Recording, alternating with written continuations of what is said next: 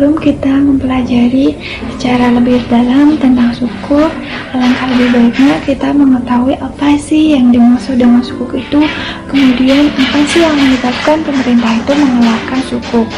Jadi sukuk itu berasal dari bahasa Arab, yaitu syukuk, merupakan bentuk jamak dari kata syak yang memiliki arti sama dengan sertifikat atau note. Sedangkan menurut istilah ekonomi, sukuk itu berarti legal certificate. Ada pengertian mengenai sukuk menurut Undang-Undang SBSN atau Surat Berharga Syariah Nasional.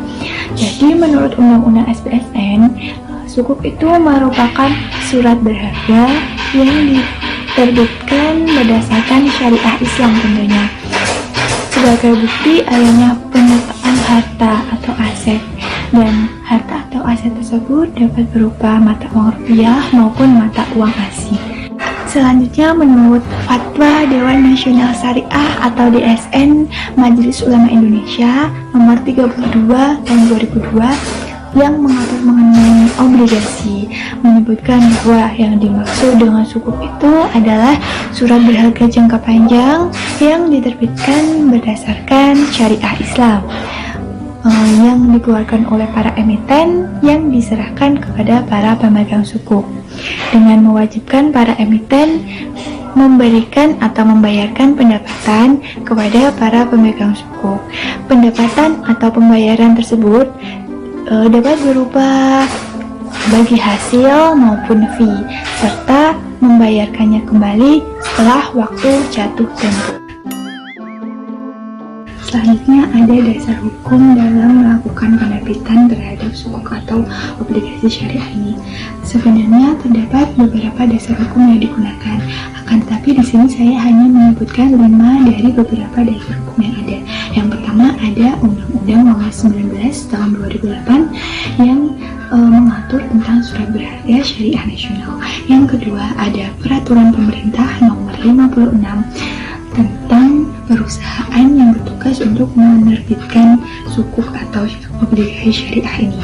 Yang ketiga ada Fatwa Dewan Syariah Nasional Majelis Ulama Indonesia nomor 69 tahunnya sama 2008 tentang surat berharga syariah nasional. Selanjutnya ada Fatwa Dewan Syariah Nasional Majelis Ulama Indonesia nomor 70 tahun 2008 tentang metode penerbitan sukuk atau obligasi syariah. Yang terakhir ada Fatwa DSN MUI juga tahunnya sama 2008 tentang sale and leaseback. Selanjutnya mengenai karakteristik dari sukuk itu sendiri. Yang pertama, sukuk itu merupakan salah satu bukti penyertaan aset berwujud dan hak manfaat. Yang kedua, pendapatan sukuk dapat berupa imbalan atau kupon, margin maupun bagi hasil. Yang ketiga, sukuk harus terbebas dari pertama unsur riba, yang kedua harus terbebas dari ghurur atau penipuan, kemudian juga harus terbebas dari adanya unsur maisir atau perjudian. Selanjutnya, karakteristik sukuk yang keempat yaitu sukuk memerlukan adanya penyertaan underlying aset. Yang terakhir, proses dalam penggunaan sukuk ini atau penggunaan prosesnya harus sesuai dengan syariah. Selanjutnya adalah perbedaan antara sukuk dan obligasi. Sukuk sering disamakan dengan obligasi, bahkan secara penamaannya, sukuk sering disebut sebagai obligasi syariah. Padahal, jelas keduanya itu sangat berbeda. Perbedaan tersebut dapat kita lihat dari beberapa kategori. Kategori yang pertama itu kita lihat dari penerbit. Sukuk diterbitkan oleh pemerintah, korporasi, dan SPV, sedangkan obligasi hanya diterbitkan oleh pemerintah dan korporasi saja. Perbedaan yang kedua, kita lihat dari sifat instrumennya. Sukuk itu merupakan bukti penyertaan suatu aset atau sertifikat kepemilikan suatu aset, sedangkan obligasi merupakan instrumen pengakuan utang atau juga sering disebut sebagai surat hutang. Kemudian Perbedaan yang ketiga itu dapat kita lihat dari imbal hasilnya. Imbal hasil yang akan didapatkan dari investasi sukuk itu berbentuk margin, imbal, dan bagi hasil. Sedangkan obligasi, imbal hasilnya itu berbentuk bunga atau kupon dan capital gain. Perbedaan yang selanjutnya itu kita lihat dari pihak-pihak yang berkaitan dengan keduanya. Untuk sukuk, pihak-pihak yang terkait itu meliputi investor, obligor, SPV, dan trust. Sedangkan untuk obligasi, pihak-pihak yang terkait itu hanya investor dan obligor saja. Perbedaan yang selanjutnya dilihat dari investornya.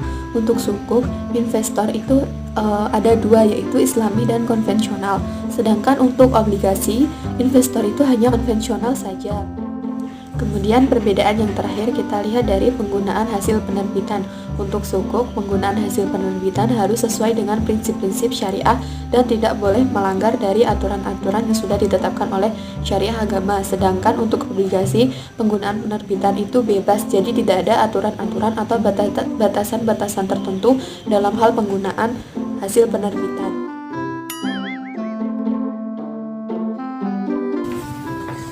Nah, selanjutnya di sini saya akan menjelaskan mengenai jenis-jenis sukuk. Jenis-jenis sukuk dibagi menjadi dua. Yang pertama, jenis-jenis sukuk berdasarkan akadnya, dan yang kedua, jenis-jenis sukuk berdasarkan siapa penerbitnya. Oke, yang pertama di sini saya akan menjelaskan terlebih dahulu mengenai jenis-jenis sukuk berdasarkan akadnya. Jenis-jenis sukuk berdasarkan akadnya yang dikenal secara internasional dan telah diaplikasikan di dunia dan direkomendasikan oleh The Accounting and Auditing Organization for Islamic Financial Institution ada 5 jenis. Yang pertama ada sukuk ijaroh. Sukuk ijaroh adalah sukuk yang diterbitkan berdasarkan perjanjian atau akad ijaroh, di mana satu pihak bertindak sendiri atau diwakilkan oleh orang lain menjual atau menyewakan hak manfaat atas suatu aset kepada pihak lainnya berdasarkan harga sewa dan periode yang telah disepakati oleh keduanya, gitu. Namun dalam sukuk ijaroh ini tidak ada pemindahan kepemilikan atas aset yang disewakan tersebut. Jadi nggak bisa aset yang satu ini yang telah disewakan menjadi pindah kepemilikannya di pihak kedua, kayak gitu. Jadi setelah masa sewanya habis, ya barang tersebut harus dikembalikan. Lalu yang kedua ada sukuk mudharabah. Sukuk mudharabah ini adalah sukuk yang diterbitkan berdasarkan akad mudharabah atau perjanjian mudharabah. Nah, di mana akad ini adalah akad kerjasama, di mana satu pihak menyediakan seluruh modalnya dan pihak lain atau pihak kedua itu menyediakan keahliannya atau tenaganya, kayak gitu. Lalu keuntungan dari sukuk mudharabah ini akan dibagi menjadi dua sesuai dengan kesepakatan yang telah disepakati sebelumnya. Lalu bagaimana kerugiannya? Kerugiannya akan ditanggung penuh oleh pemilik modal. Lalu yang ketiga ada sukuk musyarakah.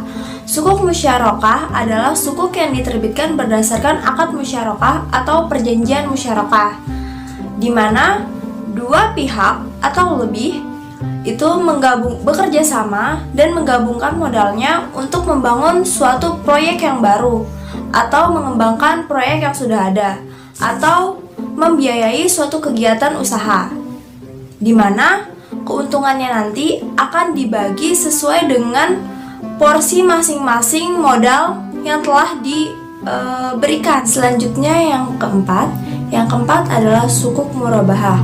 Sukuk murabahah adalah sukuk yang diterbitkan berdasarkan akad murabahah atau perjanjian murabahah. Nah, di mana pihak pertama akan membelikan sebuah barang yang diinginkan oleh pihak kedua atas nama dari pihak pertama tersebut, dan pihak pertama akan menyerahkannya kepada pihak kedua atau menjualnya kepada pihak kedua dengan harga yang telah disepakati oleh keduanya. Dan keuntungan dari barang tersebut adalah selisih dari harga beli dan harga jual dari barang tersebut. Selanjutnya, yang kelima ada sukuk istisna. Sukuk istisna adalah sukuk yang diterbitkan berdasarkan akad istisna atau perjanjian istisna, di mana para pihak menyepakati untuk melakukan jual beli dalam rangka pembiayaan suatu proyek atau barang. Nah, di dalam sukuk istisna ini, harga, waktu penyerahan, dan spesifikasi dari suatu proyek atau barang tersebut telah disepakati terlebih dahulu di awal. Selanjutnya yang kedua. Yang kedua ada jenis-jenis sukuk berdasarkan siapa yang menerbitkannya. Yang pertama, sukuk korporasi. Sukuk korporasi adalah sukuk yang diterbitkan oleh suatu perusahaan yang memenuhi prinsip syariah. Nah, dalam hal ini yang menjadi underlying aset dari sukuk korporasi adalah aset dari perusahaan atau dari anak perusahaan yang dimiliki. Yang kedua ada sukuk negara. Sukuk negara juga biasa disebut dengan SBSN, artinya surat berharga syariah negara. Nah, sukuk negara ini diterbitkan berdasarkan prinsip syariah sebagai bukti atas bagian penyertaan terhadap aset SBSN, baik dalam mata uang rupiah maupun mata uang asing. Penerbitan SBSN di dalam negeri dilaksanakan melalui 3 metode. Yang pertama ada book building, yang kedua ada private placement, dan yang ketiga ada lelang. Nah, yang pertama nih, book building.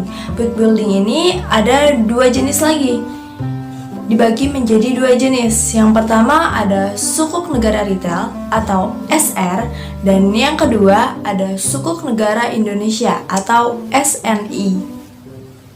Nah, yang perlu kita ketahui, kenapa sih sukuk negara itu diterbitkan? Sukuk negara itu diterbitkan untuk membantu pemerintah dalam membiayai pembangunan infrastruktur seperti jalan tol dan lain-lain. Menghitung sukuk tabungan. Contoh soal, seorang investor ingin berinvestasi pada sukuk tabungan sebesar 1 juta rupiah pada tanggal 29 November 2018, tanggal settlement 11 hari, dengan imbalan sebesar 8,30% dan pajak sebesar 15%. Berapa imbal hasil yang dapat? Nah, cara penghitungannya yang pertama itu kita menghitung imbal hasil pada tanggal 10 Desember 2018, yaitu 11/30 dikalikan 1/2 dikali 8,30% dikalikan 1 juta yang merupakan investasinya tadi, akan diperoleh hasil sebesar 2.536 rupiah. Hasil tersebut masih kotor karena belum dihitung dengan pajak. Setelah dihitung dengan pajak, maka akan memperoleh hasil sebesar 380 rupiah. Kemudian keuntungan bersih kita dapatkan dengan cara hasil laba kotor dikurangi hasil setelah pajak, yang akan diperoleh angka sebesar 2.156 rupiah. Sedangkan untuk imbal hasil dari 10 Desember sampai 10 Januari 2019 ini selama 1 bulan, itu cara menghitungnya 1/12 dikalikan imbalan tadi sebesar 8,30% dikalikan jumlah investasi sebesar 1 juta, akan diperoleh hasil sebesar 6.917 rupiah. Hasil tersebut masih kotor karena belum dihitung dengan pajak. Setelah dihitung dengan pajak, maka hasilnya akan berubah menjadi 1.038 rupiah. Keuntungan bersih kita hitung sama seperti yang ini tadi dengan cara laba kotor dikurangi laba setelah pajak, maka akan didapatkan hasil sebesar 5.879 rupiah. Jadi kesimpulannya, keuntungan bersih yang akan diperoleh pertama kali pada 10 Januari 2019 atas investasi yang sudah dilakukan sejak 29 November selama 1 bulan 11 hari, totalnya adalah 2.156 dijumlahkan dengan 5.879, maka akan memperoleh hasil 8.035 rupiah. Yang selanjutnya yaitu cara menghitung sukuk retail. Contoh soal, investor X membeli sukuk retail di pasar perdana pada tanggal 4 Maret 2013 sebesar 10 juta rupiah dengan imbalan 9% per tahun dan tidak dijual sampai dengan jatuh tempo pada tanggal 4 Maret 2016 atau 3 tahun 36 bulan. Hasil yang akan diperoleh adalah langkah yang pertama, itu kita akan menghitung imbalan per bulan sebelum pajak, yaitu dengan cara 9% dikalikan 10 juta rupiah dikalikan 1/12 akan mendapatkan hasil sebesar 75.000. Kemudian langkah yang kedua, kita akan menghitung imbalan per bulan setelah pajak, yaitu hasil ini tadi dikalikan dengan pajak sebesar 15%, maka akan diperoleh hasil 63.750 rupiah. Kemudian pendapatan imbalan yang akan diperoleh investor X sampai dengan tanggal jatuh tempo, yaitu selama 3 tahun, cara menghitungnya yaitu 63.750 hasil ini tadi dikalikan selama 36 bulan, karena 3 tahun 36 bulan, maka akan diperoleh hasil sebesar 2.295.000 rupiah. Kemudian prinsipal yang diterima investor X pada saat jatuh tempo yaitu 10 juta dikalikan 100%, maka akan didapatkan hasil sebesar 10 juta rupiah. Total pendapatan yang diterima oleh investor X selama memegang sukuk retail tersebut yaitu 2.295.000 rupiah. Ini tadi selama 3 tahun dijumlahkan dengan prinsipal ini tadi sebesar 10 juta, maka totalnya menjadi 12.295.000 rupiah. Oke guys, gitu aja video dari kami mengenai apa itu sukuk. Semoga bermanfaat buat kalian. Jangan lupa klik like, subscribe, dan tekan tombol lonceng. Thanks for watching. See you the next video.